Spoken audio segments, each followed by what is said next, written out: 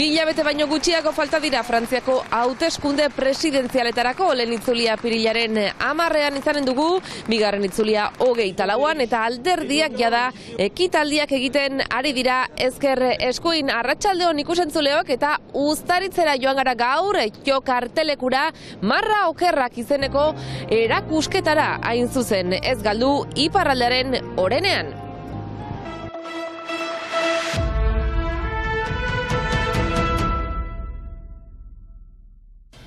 Etxe bizitzaren arazoari aurre egiteko tokiko batzorde estrategikoa bildu zen bart lehen da bizikoz.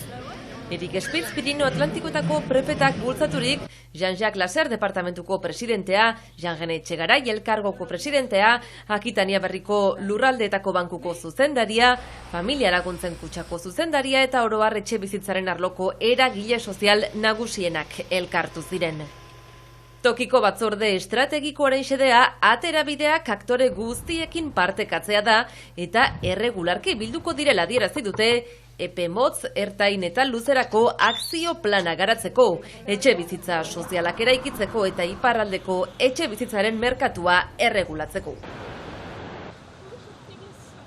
Baionako herrikotxeak sustaturik, erlijio ezberdinetako ordezkariak bildu dira Lapurdiko hiriburuan, erlijioak, errepublikaren balioak eta laikotasuna izeneko mahai inguruan. Erlijio ezberdinen arteko hartu emanak atxikitzeko xedez bildu dira Frantziako errabino handia, gotzainen konferentziako ordezkaria, musulmanen kontseiluko presidentea eta protestanteen federazioko presidentea. 2 hilabete eskas falta dira Frantziako hauteskunde presidenzialetarako eta motorrak jada berotzen hasi dira alderdietan. Bart intsunituak izan ziren Angelun eta errepublikanoak biarritzen, Christian Jakob alderdiko presidentea buru zela, Valérie Pécresse hautagaiaren departamentuko sustengu komitearen arduradunekin. Intsumituen aldetik Alexis Corbière, Jean-Luc Mélenchonen bozeramailea izan da. Helburua bigarren itzulira pasatzea dela esan dute, ezkerreko alderdiak inoiz baino bananduago dauden honetan.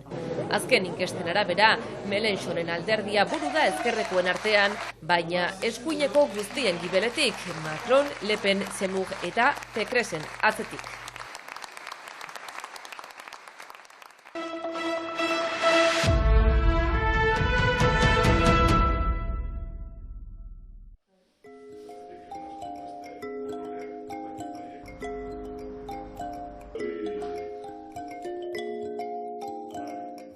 Uztaritzeko txok artelekuan aurki dezakegu Aitor Ruiz Deginoren lan berria.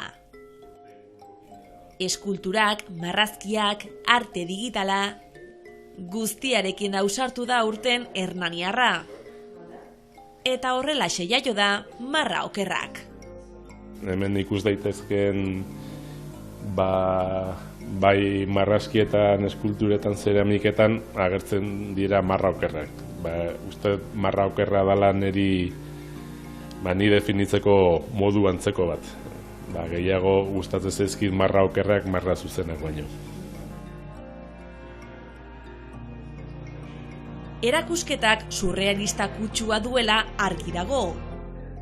Eta bestela, zer ikusi dezakezu hemen? Gizaki bat, animalia bat, natura.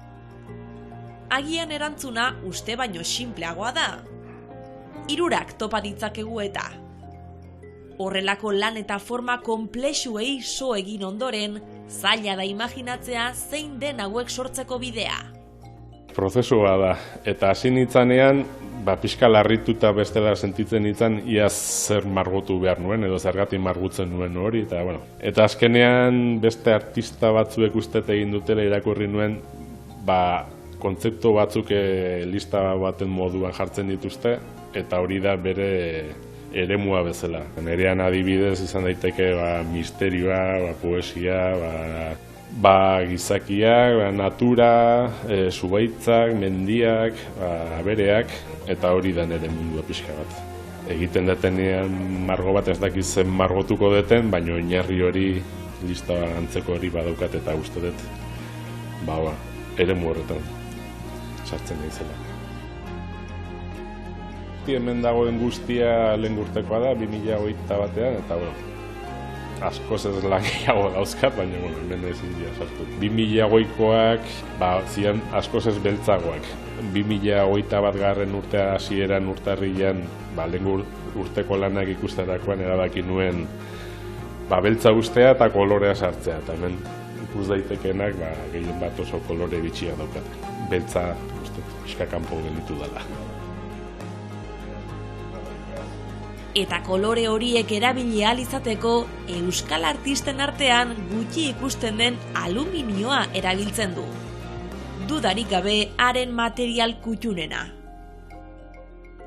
Urteak dara maila hauek ikus daitezkeen guztiak aluminioko xaflak dira, eta erabiltzen ditut, rotafle, sua eta oso produktu nahiko gogorrak erabiltzen ditut, lientzo normal batek ez ditukena aguantatuko.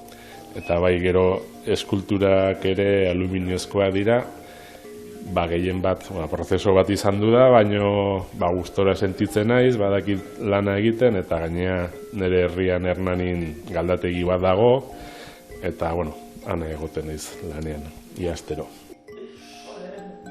Burdina, brontzea, harria, 2 eta 3 dimentsioak, marrazkia eta eskultura, hainbat lan egiteko modu erabiltzen ditu Aitorrek.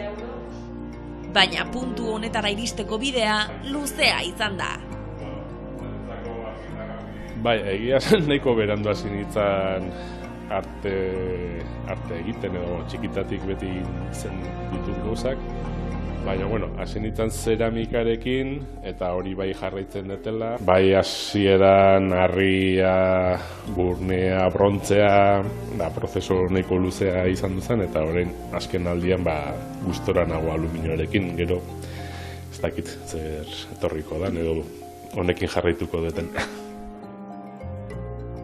Marra okerrak erakusketa Uztaritzeko txok artelekuan bizita daiteke otsailaren 24 arte. Bien bitartean, erakusketaren irudiekin agurtuko dugu gaurko saioa, ikus-entzuleok egun ona pasa.